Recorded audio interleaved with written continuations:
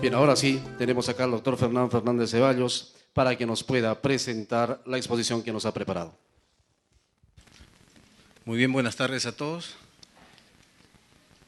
Van a disculpar, pero tenemos problemas técnicos que impiden a la fecha continuar con la exposición.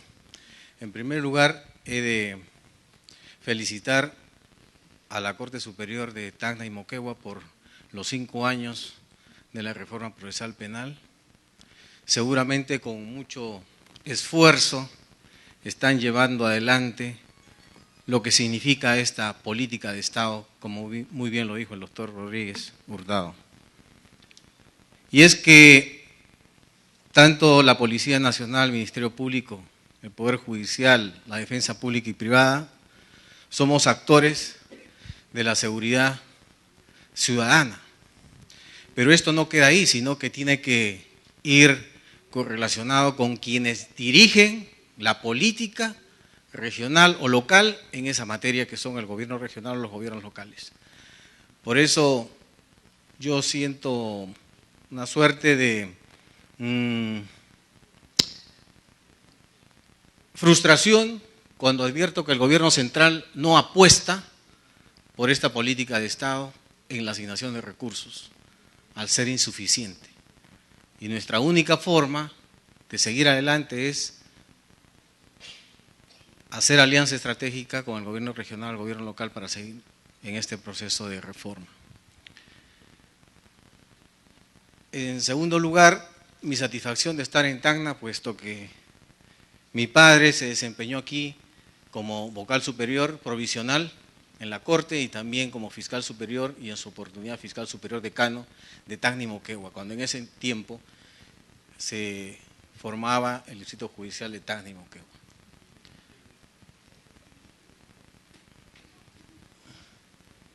La acción civil en el proceso penal es el tema que me toca y durante todos estos 2 días hemos escuchado la posición de diversas instituciones en el proceso penal. Y saliendo del esquema, yo quiero hablar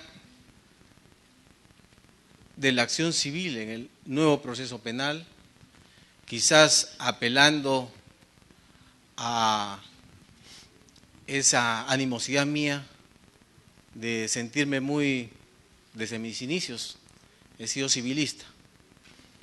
Y a partir que fui designado juez superior, ingresé al campo del derecho penal. Y advierto que desde el Código Penal de 1862 tenemos la acción civil en el proceso penal. Sin embargo, el derecho penal ha hecho muy poco para desarrollar, para potenciar la acción civil en este proceso. A tal punto que encontramos bastante insatisfacción de la víctima, del agraviado o del perjudicado. Porque, claro, reparaciones civiles de 1.000 soles por una vida. Y eso, que no hemos atendido todavía a criterios para valorar lesiones, para valorar la vida, para valorar daños patrimoniales. Y todo originado, creo yo, en esta ausencia o falta de interés en hacer un análisis y seguimiento de la acción civil. Más nos hemos focalizado en la acción penal. Y la acción civil ha sido la cenicienta en el proceso penal. Pero las condiciones han cambiado.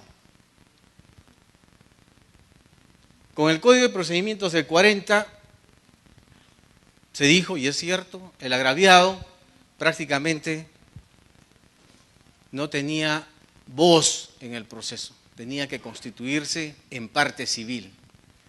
Y como parte civil también con el Código del 40 se le dio todas las posibilidades que podía cuestionar la detención provisional, podía apelar la sentencia absolutoria de los archivos definitivos, etc.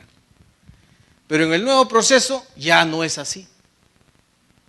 El nuevo proceso, a partir del Código Procesal del 2004, que se sustenta en un modelo acusatorio, precisamente este principio acusatorio establece roles, funciones para cada actor, para la fiscalía, para el abogado defensor, público-privado, para el imputado, para el agraviado, para el actor civil, para el juez.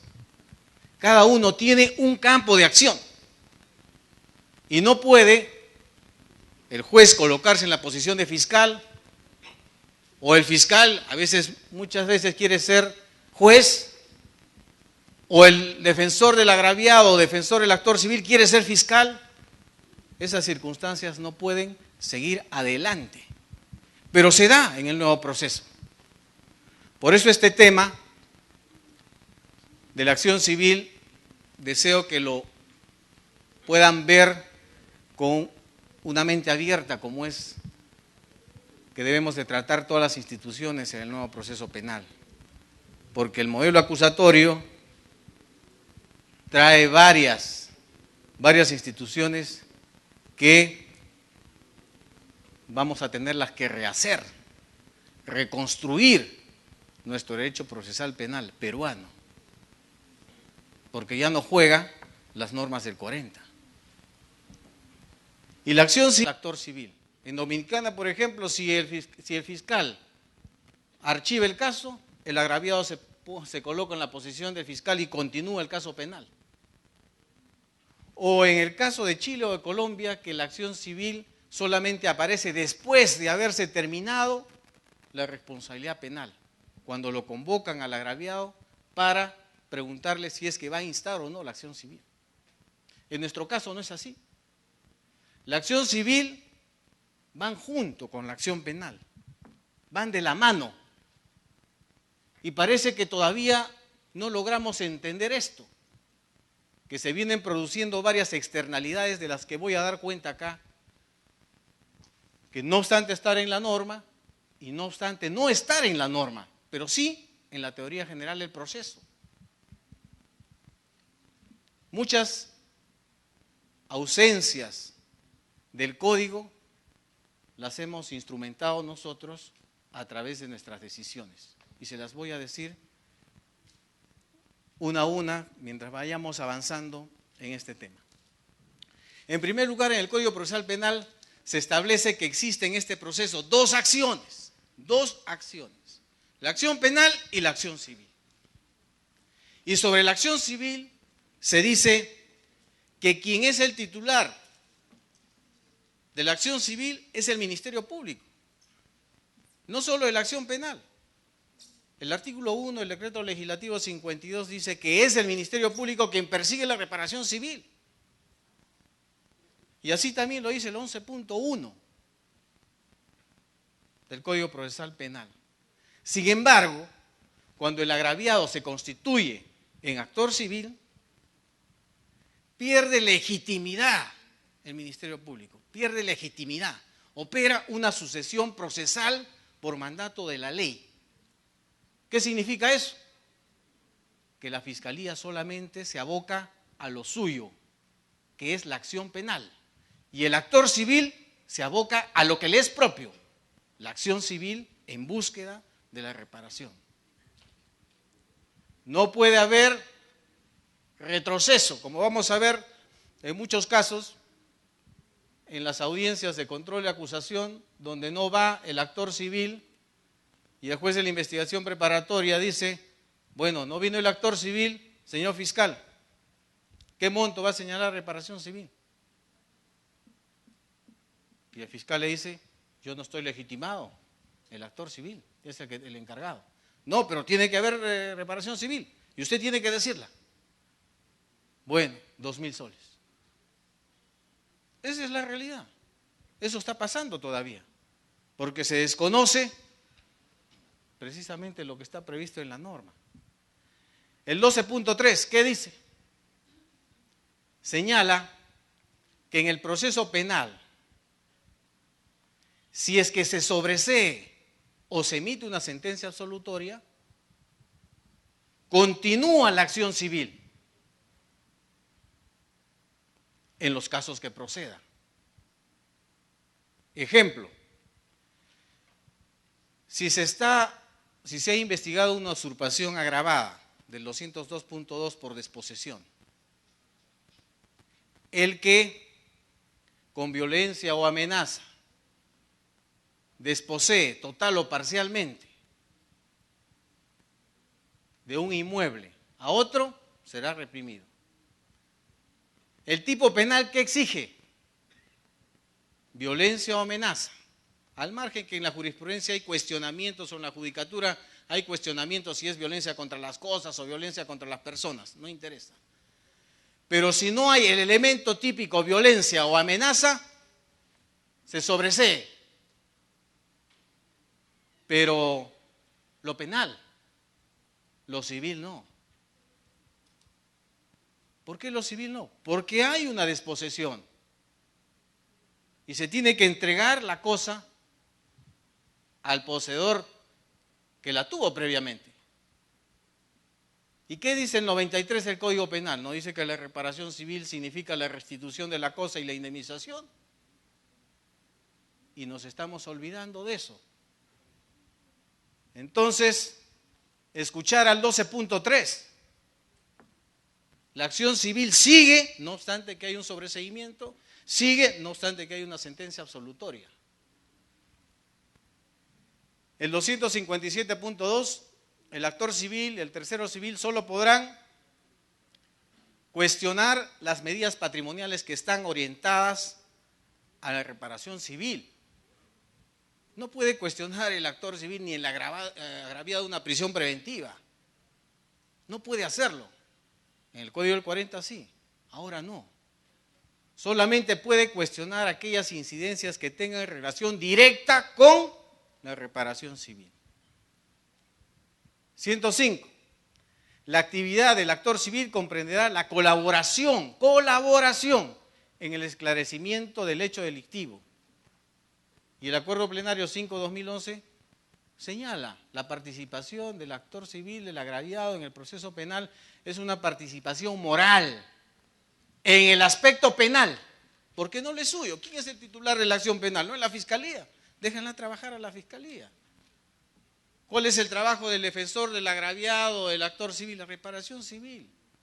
Ese es el trabajo que debe abocarse. El 359, el actor civil tiene que acudir al juicio a sostener su pretensión, porque si no acude, abandono. La figura del abandono no es una figura civil. ¿Qué sucede en un proceso civil cuando el demandante no participa continuamente? 4 meses sin participación, se declara el abandono y la sanción es no podrá interponer una nueva acción hasta dentro de un año. La figura del abandono civil está aquí, en el nuevo proceso. ¿Por qué? Porque se necesita en este nuevo proceso penal fiscales, abogados, responsables y honestos con sus funciones y con sus clientes. Por eso es que ayer se ha soltado que en el caso de la inadmisibilidad del recurso de apelación no es necesaria la presencia de quien apela. No entiendo si se supone que este modelo es un modelo que se sustenta en audiencias, se va a convertir en un remedio de audiencia la apelación. Mejor deben ser más sinceros y eliminar y resolveremos los jueces por despachos la apelación. Entonces, la exigencia es, si apelo, tengo que estar en la apelación. Si formo parte de la acción civil, tengo que estar en el juzgamiento. ¿Para qué? Para acreditar los hechos que configuran la pretensión civil.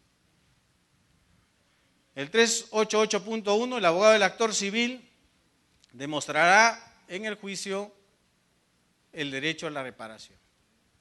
407.2, este es un artículo que me interesa mucho porque no se le hace caso y tengo discordia yo en mi sala, precisamente por la aplicación de este artículo. Todavía se piensa que los jueces somos protectores, debemos de lanzar los salvavidas a la fiscalía, a los defensores. El juez es un tercero imparcial que tiene que cumplir su rol, igual que los demás actores. El actor civil solo puede impugnar el objeto civil. No puede apelar el objeto penal. Y vamos a ver más adelante qué es lo que se está haciendo. Mal, pero qué es lo que se está haciendo. Y si es que nosotros tenemos una apelación del actor civil o del agraviado, que en su contenido, en estricto, es una apelación penal, porque dice, hay indicios de comisión del delito, se ha acreditado la existencia del delito, que fulano es el culpable, responsable, que debe el fiscal disponer la acusación, eso es contenido penal. Si eso es así, hay que aplicar lo que dice el 405.1a. ¿Tiene interés? ¿Está legitimado para apelar? No lo está. Entonces, ejecutemos el 3. Declarar inadmisible esa apelación.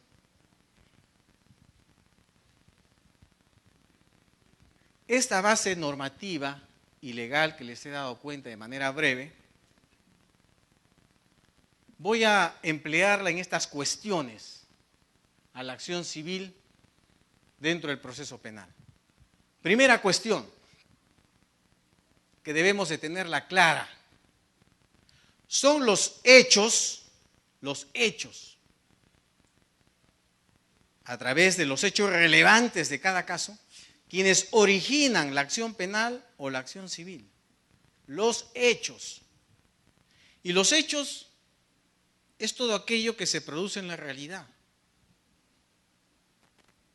Los hechos no los sabemos manejar todavía en el nuevo proceso. Los hechos son que estamos hoy día sábado, 1:25, sentados aquí. Y la forma como acreditar ese hecho seguramente es con su voucher de asistencia o con las filmaciones, que estamos dando cuenta que la 1:25 estamos sentados acá. Ese es un hecho. Y no lo sabemos decir de manera común y ordinaria. No sabemos manejar los hechos, por eso tenemos acusaciones globales. Tenemos acusaciones que dicen, por ejemplo, Alberto hizo tocamientos indebidos en María. ¿Qué tocamientos indebidos? O Alberto sustrajo con violencia el celular. ¿Qué violencia? ¿Cómo? ¿Qué contenido le damos a la violencia? Y claro, ese lenguaje puede ser fácil de entender para nosotros, que no somos mortales, pero para el común de los ciudadanos no. El testigo que va a ir al juicio no va a decir si hubo violencia. Él va a decir, yo he visto que Alberto le dio un puñete con su mano derecha en la cara y lo hizo caer. Eso va a decir el testigo. Entonces tenemos un gran problema en el tema de los hechos, aparte que también tenemos un grave problema en individualización de pena y en la acción civil. El Acuerdo Plenario 6/2006 establece en su fundamento 7 esa circunstancia. Los hechos son los que configuran las acciones, la acción penal y la acción civil. La acción civil tiene una configuración especial, distinta y a veces similar a la acción penal. Como en el ejemplo de la usurpación, hay desposesión, hay posesión previa, es común. Desposesión es común. De un inmueble es común para ambos. Violencia no lo tiene lo civil, lo tiene lo penal. Entonces los hechos son los que generan la acción penal y la acción civil. Segundo punto, segundo cuestionamiento. Todos tenemos entendido que todo derecho sustantivo que es afectado, cuando se impacta en él, tenemos el derecho de acción. Pero el derecho de acción tiene un medio, que es la pretensión, y un acto procesal, que es la acusación o es la demanda. En civil, la acción penal tiene una pretensión punitiva y tiene un acto procesal que es acusación. En civil, la acción civil tiene un medio que es la pretensión y tiene un acto procesal que es la demanda. Pregunta, ¿se presentan demandas? No se presentan demandas en el nuevo proceso. ¿Por qué? Acudamos a la teoría del proceso. Es que somos penalistas. Y este nuevo proceso exige que todos tenemos que tener un hemisferio derecho penal y el izquierdo civil. Nos exige más. Aparte de todos los problemas que hemos escuchado durante estos 2 días, acá hay otro problema más grande que debemos de superar poco a poco. Y en cuanto a la acción civil, las condiciones para proponerlas están en el 434 del Código Procesal Civil. Y los presupuestos y condiciones para la acusación están en el 348 del nuevo Código Procesal Penal. Ya vamos a ver más adelante cómo es que nosotros en las acusaciones tratamos a la acción civil. Una acción. Vamos a ver con ejemplos. Ahí he traído algunas acusaciones escaneadas para que vean.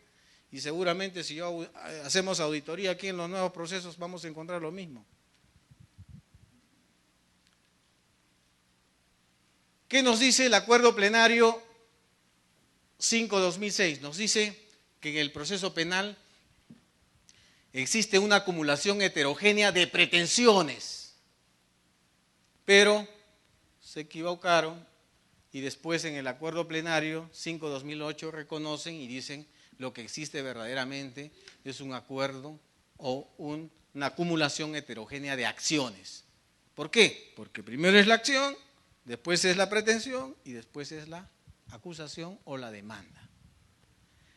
Entonces, la acción civil, que la tenemos aquí, conjuntamente con la acción penal, debe de sustentarse, acreditarse para efectos de la investigación preparatoria en esta etapa. O sea, el principio de objetividad de la Fiscalía no solamente es para la acción penal.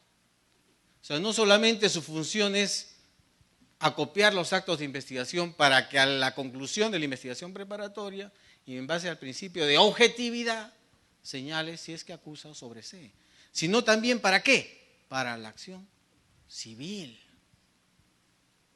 Porque el Ministerio Público en un primer caso, el Ministerio Público tiene las dos acciones, ¿Nos estamos preocupando en ello? No.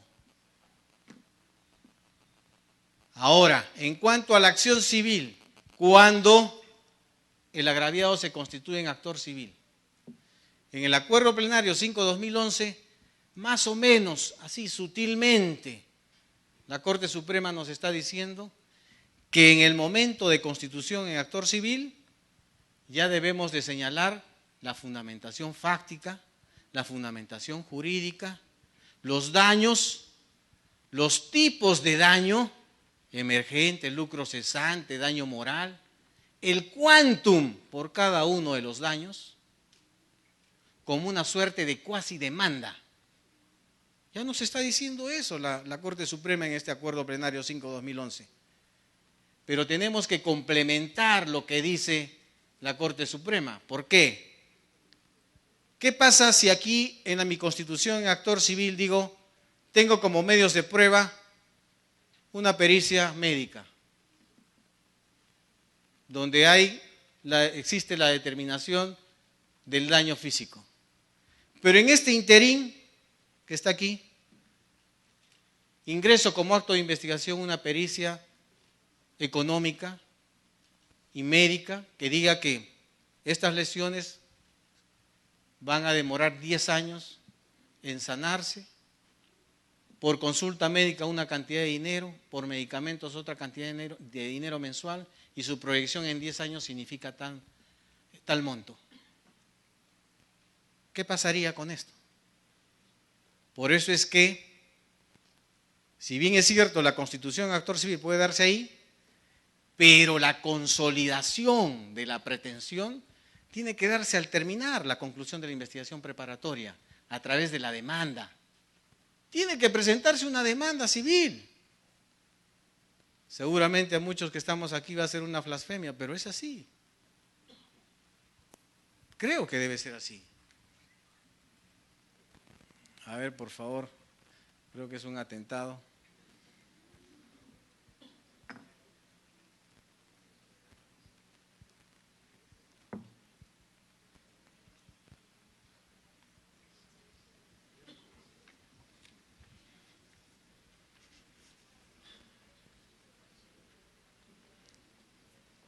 A ver, a ver.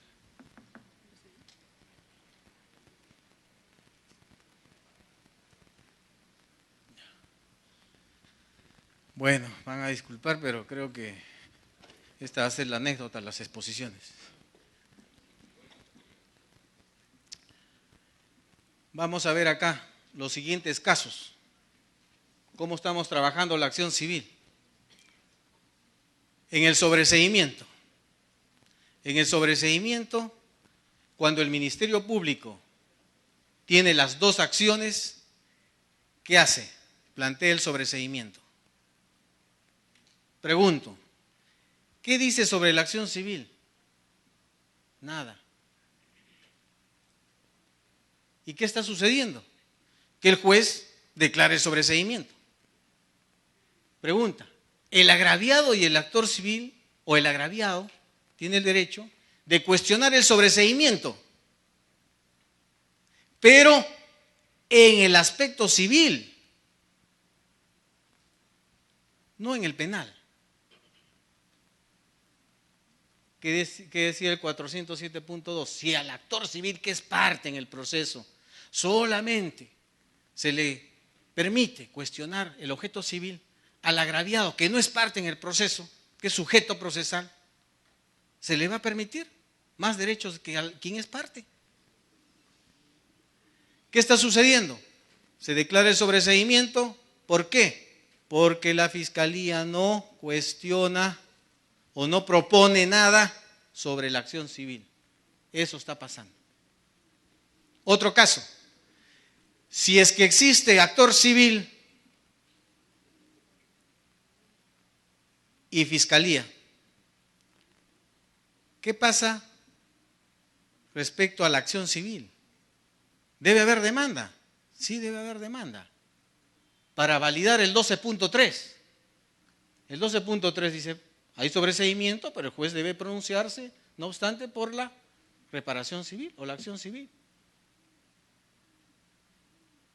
Nosotros hemos validado en mi distrito judicial esa circunstancia y hemos dispuesto que se haga una audiencia complementaria para que se discuta la acción civil. ¿Y dónde está eso? Lo dice el profesor San Martín y el profesor Gonzalo de Río Labarte en un libro que se llama La etapa intermedia en el nuevo proceso penal, en donde se dice, efectivamente el Código Procesal Penal no se ha puesto en este caso. Se plantea, sí, pero no se ha puesto. ¿Qué hacer? Entonces vamos a traer del juicio oral la etapa donde existe conclusión anticipada de hechos, se cierra esa etapa, se habilita la etapa de discusión de la pena y se habilita una etapa de discusión de la reparación civil. Esa etapa la vamos a traer para que se discute en audiencia complementaria la acción civil. Esa es la salida que le estamos dando a la ausencia normativa. En la acusación, igualmente la acusación debe de contener no solamente los requisitos que se establecen en el código para proponer la acusación, fundamentación, circunstancias, pena, fundamentación, medios de prueba y evidencias. Deben de agregarle eso, evidencias, porque vemos los juicios, que todo el juicio se escucha de que lo golpeó con un sillar o lo golpeó con un palo y los jueces ni ven el sillar ni ven el palo. Debemos de trabajar el tema de las evidencias también.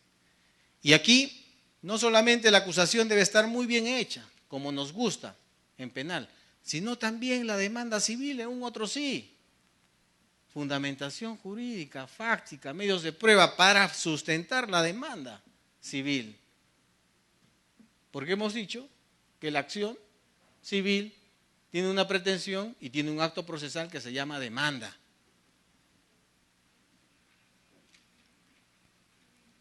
Otro cuestionamiento, juzgamiento. En el juzgamiento tenemos una actividad probatoria de todo.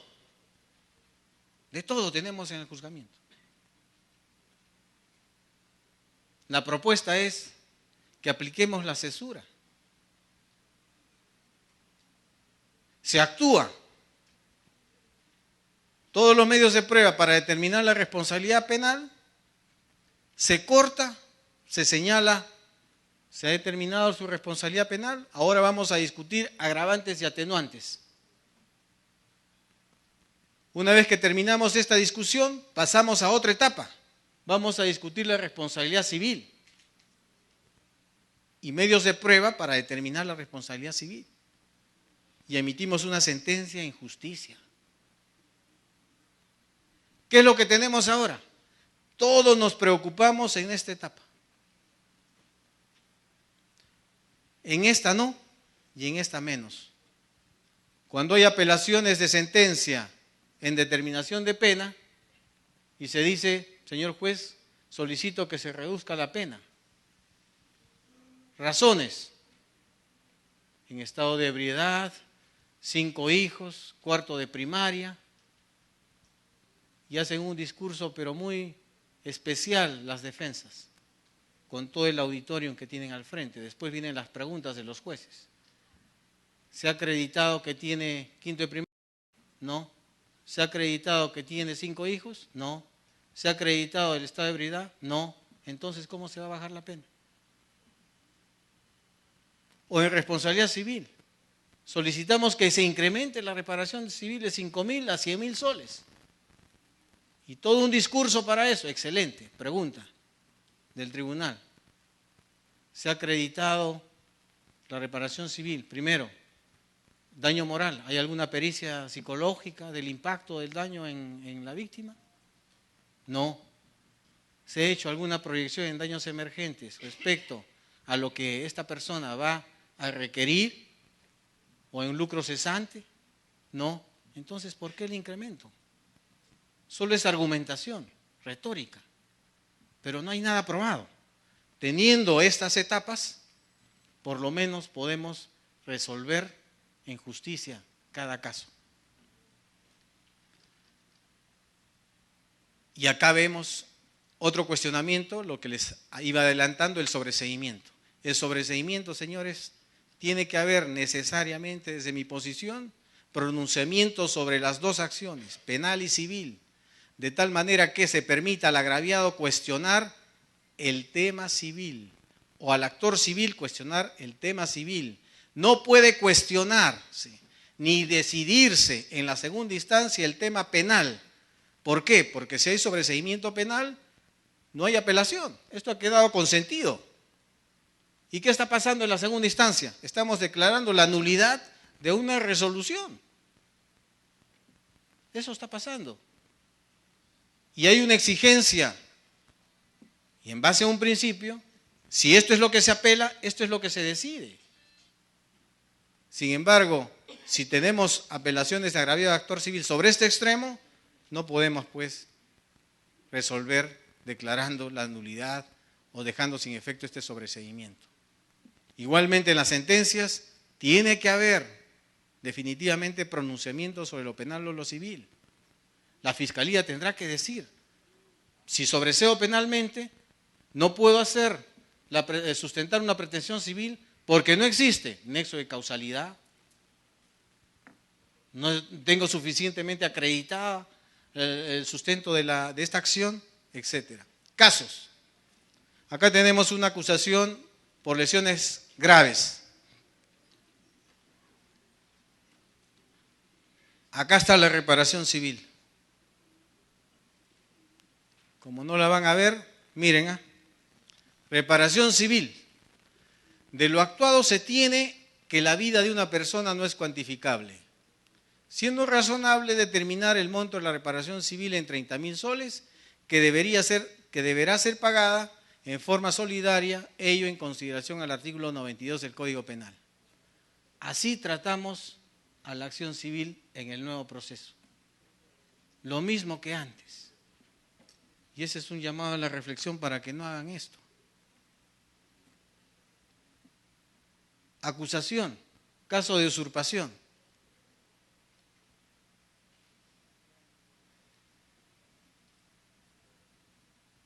Usurpación agravada. ¿Qué dice? Acá está. Esta es la demanda civil. Asimismo, de conformidad por lo dispuesto en los artículos 92 y 93 del Código Penal, y teniendo en cuenta que la reparación civil se rige por el principio de daño causado, cuya unidad procesal civil y penal protege el bien jurídico en su totalidad, así como a la víctima, solicito se fije por concepto de reparación civil la suma de 2.000 soles, que deberán pagar los acusados a favor de la agraviada. Pero si es una usurpación, ¿dónde está la restitución de la cosa? ¿Dónde está la fundamentación fáctica, jurídica, los medios de prueba que soporten esto? ¿Dónde están los daños? Nada. Eso es lo que estamos haciendo con la acción civil. Conclusiones, señores. Los actores, conforme al principio acusatorio, tienen un rol que cumplir en la gestión de la acción civil, definitivamente. Tenemos que ir cambiando el nuevo proceso, tenemos que ir potenciando a la acción civil, defensores y fiscales, mejor trabajo, defensores de agraviados y actor civil. Como dice Toledo, su chamba es la indemnización, no es la sanción penal. Para eso el Estado le paga a un funcionario que es la Fiscalía, que trabaje responsablemente por la Fiscalía. Déjanle hacer su trabajo. Ustedes dedíquense a hacer y configurar y sostener la acción civil. La acción civil y penal se sustenta en los hechos. La acción civil no deriva de la acción penal, no deriva del hecho punible. Debe reorientarse la postulación de la acción civil, exigiéndose fundamentación fáctica, jurídica, medios de prueba para cada tipo de daño y monto indemnizatorio. La acción civil busca el resarcimiento del daño, lo que implica que se tiene que acreditar ofensor, ofendido, nexo causal, factor de atribución, dolo, culpa, daños, si es emergente, lucro cesante, daño moral, etcétera, quantum por cada daño, verificando en todo caso la existencia o no de fracturas causales o inmunidades, si existe legítima defensa, si existe abuso del derecho, si existe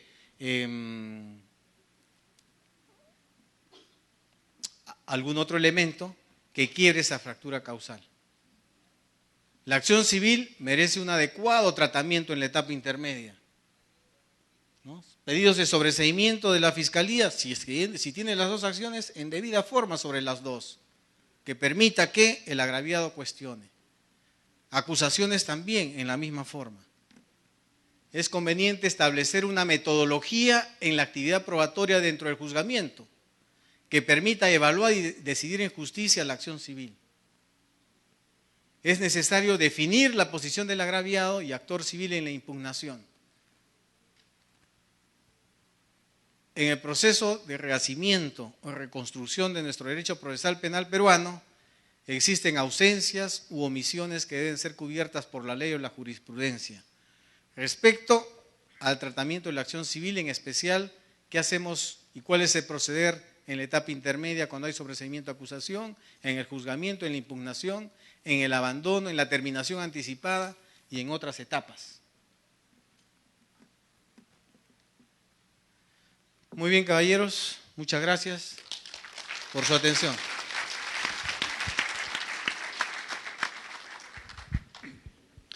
Agradecemos entonces al doctor Fernán Fernández Ceballos, por favor, y lo invitamos a tomar asiento en la mesa de honor.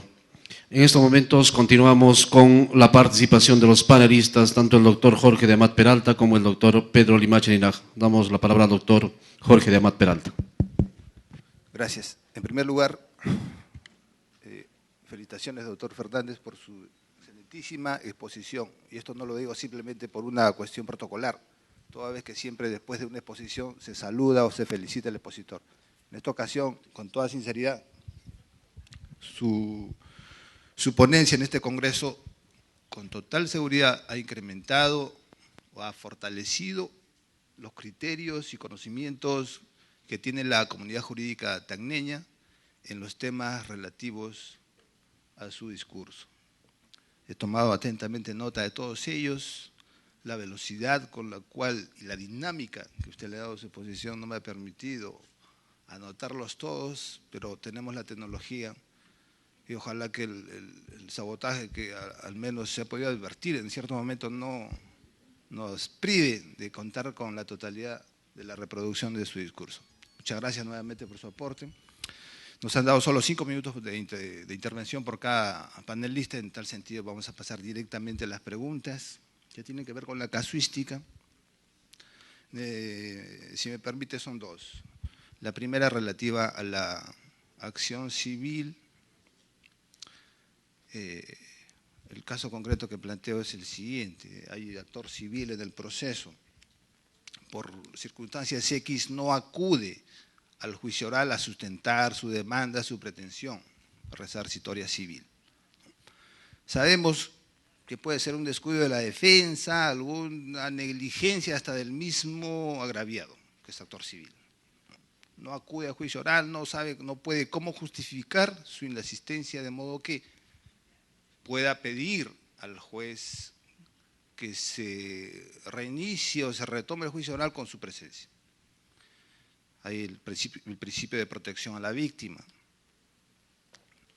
que obliga a superar todos los obstáculos o circunstancias, impedimentos que puedan presentarse en lo fáctico o en lo jurídico para otorgar a los agraviados, a las víctimas, lo que realmente necesitan: protección, justicia, así como usted lo ha resaltado, lo ha subrayado. Dictar un fallo, una resolución en justicia. Eso es lo que quiere el pueblo, ¿no? Tenemos un código que es una herramienta de justicia, ¿no? Tiene sus disquisiciones, sus exquisiteces, como dicen algunos, ¿no? Sus tecnicismos, pero lo que le interesa al hombre de a pie, común y corriente, es justicia. Si es víctima, el resarcimiento, la devolución de lo que le fue privado y además una indemnización. En tal sentido, a usted no le falta razón, ¿no? Si no hay actor civil en juicio oral, el fiscal ya no tiene legitimidad para estar presente en ese tema civil. Pero entonces, ¿qué hacemos? ¿No? Al fiscal se le dice: señor fiscal, usted no habla sobre la cuestión civil, toda vez que hay actor civil y no ha venido a juicio oral.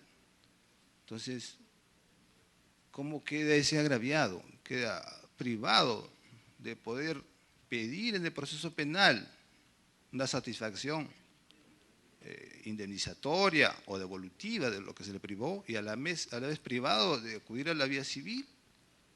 Entonces yo propongo, o a manera de pregunta, no es que siendo siempre consonantes o coherentes con el principio de protección a la víctima y además con la justicia, no podríamos aplicar los criterios o los dispositivos del Código Civil que establece que cuando no se puede cuantificar exactamente o cuantificar, a fin de cuentas, el monto de la reparación civil o la indemnización, puede el juez, con criterios estimativos o prudenciales, dictar o imponer el quantum resarcitorio vía reparación civil?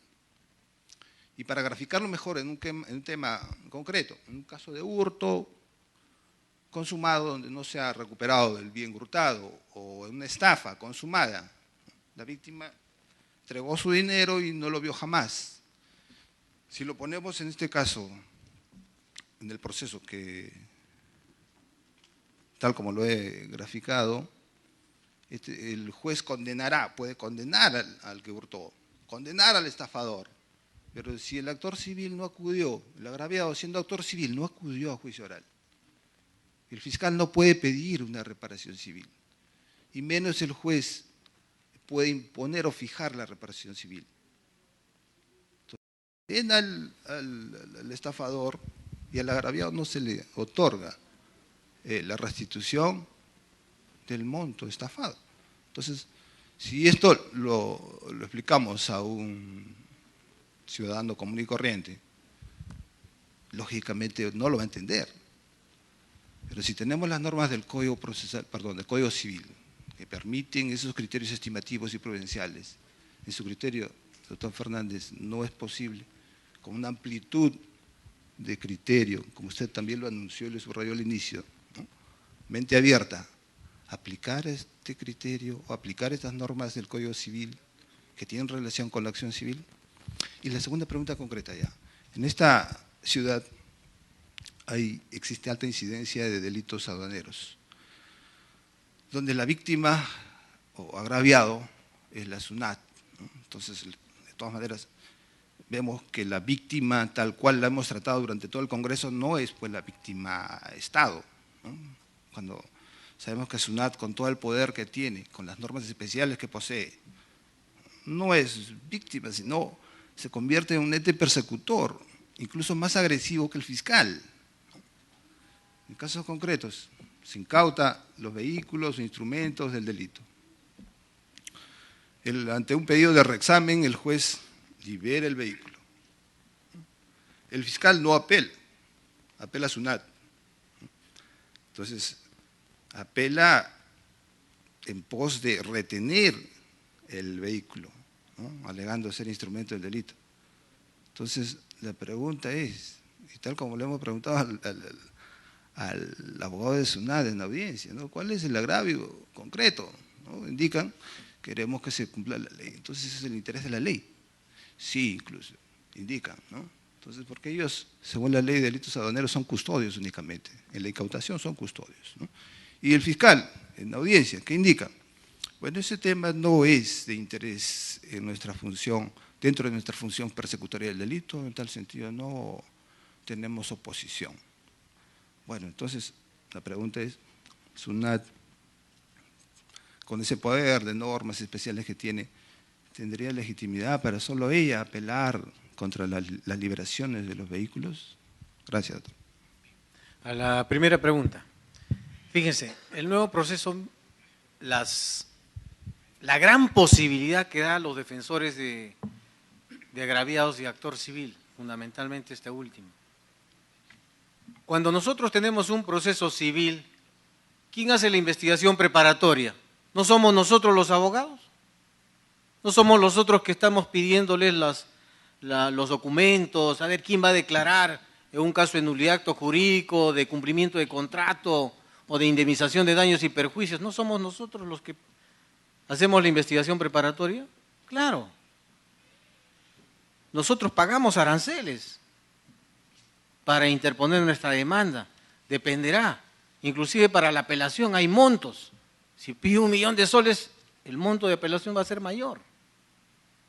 ¿Y qué pasa en el nuevo proceso? No hay eso. Tenemos un fiscal que le va a hacer la investigación preparatoria. Tenemos un proceso donde no se le va a cobrar ningún tipo de arancel. Y precisamente en este proceso hay acumulación por un tema de economía. ¿Qué más quiere un defensor? Pero no lo sabemos aprovechar. Y hay que saberlo aprovechar en lo que le corresponde al agraviado o al actor civil. ¿Qué pasa si no va a juicio? Como política general, les comento, en mi distrito judicial, por ejemplo, había gran ausencia de defensa con certificados médicos o inasistir. Se apeló a lo siguiente: registro de todos los señores abogados que piden postergación de audiencia con certificados médicos. Eso a la Fiscalía para que investiguen si esos médicos y si está sustentada esa licencia médica. 2, ausencia del abogado en audiencia. La resolución de citación a audiencia es bajo sanción de multa de 1 o 2 unidades de referencia procesal al señor abogado que no asiste. Todos están en la audiencia. Todos están. Es más, ahora, por llegar tarde, también apercibimiento. de una unidad de referencia procesal por llegar tarde. Todos están en la audiencia. ¿Por qué? Tenemos audiencias donde hay 4 o 5 acusados en apelación, están 3 abogados, está el fiscal y falta un defensor privado. No se hace la audiencia, 15, 20, 30 minutos y los defensores y el fiscal dicen, señor juez, ¿hasta qué hora vamos a estar esperando la continuación de esta sesión de audiencia? Tenemos cosas que hacer. Entonces, necesitamos en este nuevo proceso defensas y fiscales y jueces y todos los actores ser responsables, honestos con nuestras funciones, con nuestro patrocinio. Y uno de ellos es la puntualidad, porque es respeto y consideración a los demás. Mi sala, en hora en punto, sale, no 5, ni 10, ni 15, ni 20 minutos, ni media hora, porque esa es una falta de respeto a los que están en la sala de audiencia. Cosa que se produce en varios distritos judiciales y en el mío también. Pero eso no es actuar responsablemente. Entonces, el dictar apremios está en el reglamento del PJ sobre audiencias para dictar los apremios. En el caso del actor civil que no va al juicio, dictaremos el apremio correspondiente de declarar el abandono de la Constitución en actor civil si es que no va al juicio. Y se le dio todas las posibilidades que vaya a reclamar pues en la vía civil, que pague los aranceles y que haga lo conveniente. Se le dio una oportunidad y es para que lo haga bien.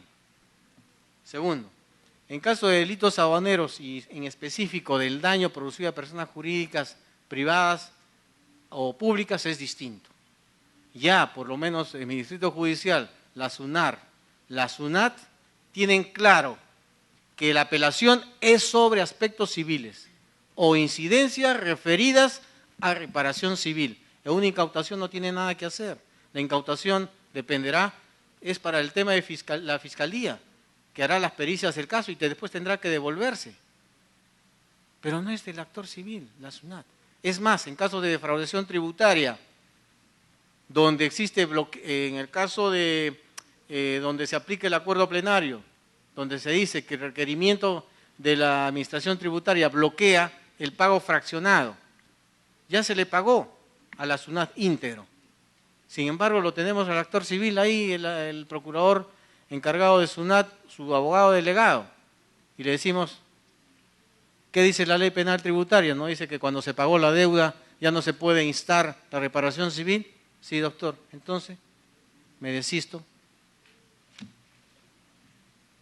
Ya están poco a poco entrando en la tónica de cuáles son sus roles.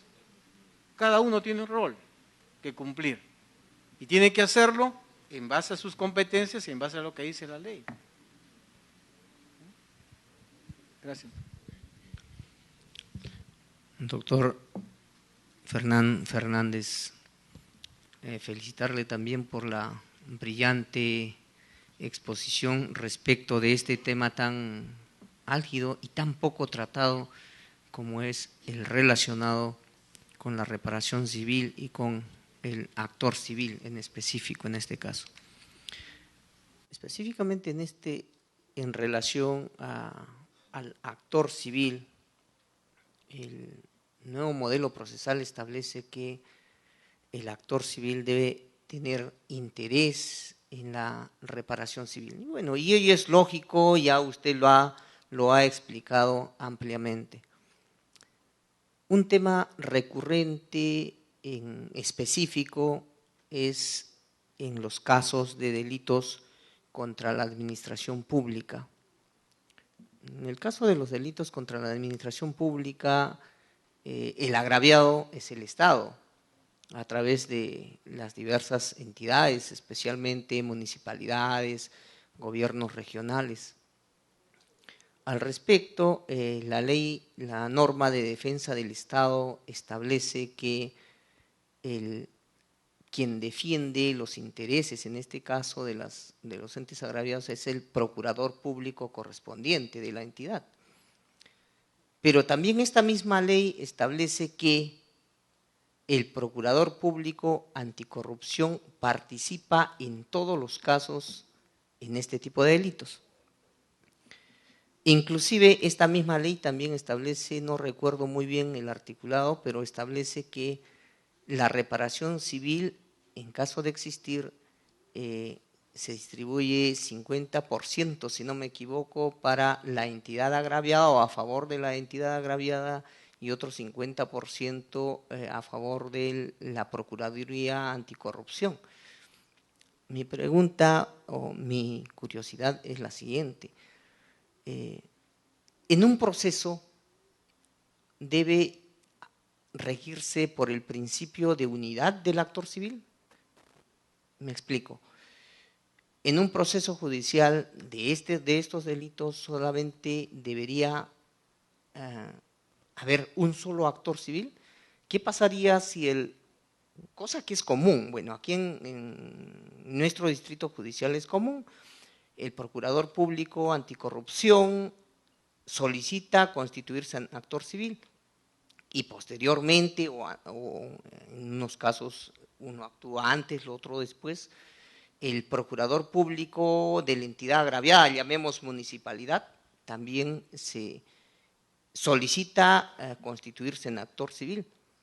En muchos casos se ha estado denegando, ¿no?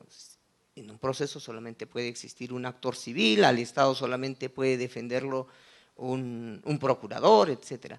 ¿Cuál es la experiencia de su distrito judicial, del distrito judicial de Arequipa? Bien, en este caso tenemos que decir lo siguiente. Primero, fíjese la gran responsabilidad que tiene la Fiscalía de establecer la relación jurídica, material y procesal en este nuevo proceso. Y ello significa que tiene que identificar, para el caso cuando el agraviado es el Estado, qué Procuraduría es la competente de conocer ese caso. La Ley de Defensa Jurídica del Estado, así se llama el Decreto Legislativo 1082 o 92, señala que en los casos de delitos de corrupción de funcionarios, y establece un menú, quien asume la defensa jurídica del Estado es el Procurador Anticorrupción. Se trata de un delito de peculado, de malversación, generado por un informe del OSI, es el Procurador Anticorrupción. Procurador regional no tiene nada que hacer, Procurador municipal no tiene nada que hacer en este tema. El Consejo de Defensa Jurídica del Estado tiene un acuerdo que dice lo siguiente: cuando este delito de corrupción de funcionarios se origina en un informe de la Contraloría General, quien asume la representación jurídica del Estado es el Procurador de la Contraloría General, por excepción. Entonces tenemos Procuraduría de la Contraloría General en los delitos de corrupción, siempre y cuando el informe o el proceso se haya originado en un informe de la Comisión de Control de la Contraloría. Procurador Anticorrupción en los delitos de corrupción originado por X fuente. Procurador regional respecto de otros delitos, que vayan a haber falsificación de documentos, cualquier otra cosa. Procurador regional también. Y el sistema de defensa jurídica del Estado tiene toda una problemática de conflicto de intereses. Era lo que hace muchos años atrás era el Sistema Nacional de Control. El Sistema Nacional de Control era la Contraloría y los OIC. Y los OIC eran nombrados por los titulares de pliego. Las corporaciones departamentales de desarrollo, los gobiernos locales nombraba el consejo a su jefe de órgano de control interno. ¿Qué lo iba a controlar? Si él lo había nombrado. Entonces, ¿cuál fue la política en el Sistema Nacional de Control? Contraloría General y absorbe todos los órganos internos de control, ahora órganos de control interno, OSIS, y son pagados y designados por la Contraloría. ¿Qué pasa ahora? Esto mismo que fue en la década del 80 en el Sistema Nacional de Control se está produciendo ahora con las procuradurías. ¿En qué sentido? Que aparecen las procuradurías regionales, pero ¿quiénes los nombra? El presidente de la región. El procurador municipal, ¿quién los nombra? El alcalde y el consejo. y ellos son los que van a estar en su contra cuando estén en conflicto. ¿Ven? Entonces aquí ya es un tema regulativo que tiene que concentrarse el sistema de defensa jurídica del Estado. Y aquí, a propósito del daño civil, implica también que empecemos a razonar en lo siguiente. ¿Existe daño en una persona jurídica, en el Estado? En una persona privada sí ya sabemos, aplicamos la política de los costos, del goodwill, el badwill, en fin. Pero en una entidad pública que presta servicio público, ¿cómo determinamos los costos? Esa es una tarea por empezar. Ya sé, por lo menos el procurador de la SUNAT en Arequipa y el de la SUNAT ya están estableciendo los costos de su tramitación o de la afectación del impacto del delito en sus instituciones para ir a exigir ante la justicia su reparación. Y no quería en este tema dejar de lado finalmente que si bien en la exposición he dado cuenta de la necesidad de que repensemos la acción civil en el nuevo proceso penal, que la tenemos, como hemos indicado, desde 1862, pero debemos de lograr y tratar de mejorarla. Y para eso estamos nosotros, de mejorarla. Hay muchas ausencias en el Código Procesal Penal sobre esto. Una, por ejemplo, en este momento se me ocurre, ya que hemos estado discutiendo en estos días sobre el examen y contraexamen y la necesidad de hacer la cesura para el tema de la responsabilidad civil, entre otras de la determinación de pena. Porque en el juicio el acusado dice: guardo silencio. Excelente, pero para lo penal usted tiene presunción de inocencia, guarda silencio, pero para lo civil no. No vale la presunción de inocencia. ¿O acaso en un proceso civil, cuando lo llamamos a la audiencia de pruebas y le vamos a hacer el examen al demandado, el demandado dice: voy a guardar silencio? No es así la metodología. Por eso es que tenemos que cambiar ese método de juzgar actual. Es más, puede darse inclusive en esta etapa del juzgamiento la siguiente particularidad. Veamos qué dice el artículo 1969 del Código Civil.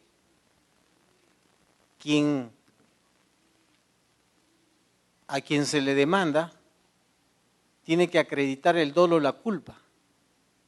O sea, es el acusado quien tiene que acreditar que no ha efectuado el hecho dañoso con dolo o culpa. La carga de la prueba cambia. ¿Nos hemos puesto a pensar en eso? Vean cuánta materia todavía aún nos queda por explorar. Cuánto trabajo nos deja el ingreso del modelo acusatorio en nuestro sistema. Por eso es que digo que debemos empezar a rehacer nuestro derecho procesal penal, mirando no a Europa continental, tenemos que mirar al Common Law, porque de ahí viene ese modelo, y tratar de incorporar las mejores prácticas para eficientar nuestro proceso. Porque la única forma en la cual nosotros nos vamos a legitimar ante el pueblo es decidiendo oportunamente y con razones, pero decidiendo oportunamente. Y este nuevo modelo procesal nos legitima a todos, abogados, fiscales y jueces. O bien nos encumbra, o bien nos asigna de mérito. Entonces la gran tarea en Tacna y Moquegua se inició hace 5 años y todavía hay mucho camino por andar y por mejorar. Les deseo lo mejor en este caminar y también seguramente muchos de sus jueces tendrán que acudir a otros lugares en ese peregrinaje por cambiar el estado de cosas en la justicia criminal. Muchas gracias por su invitación.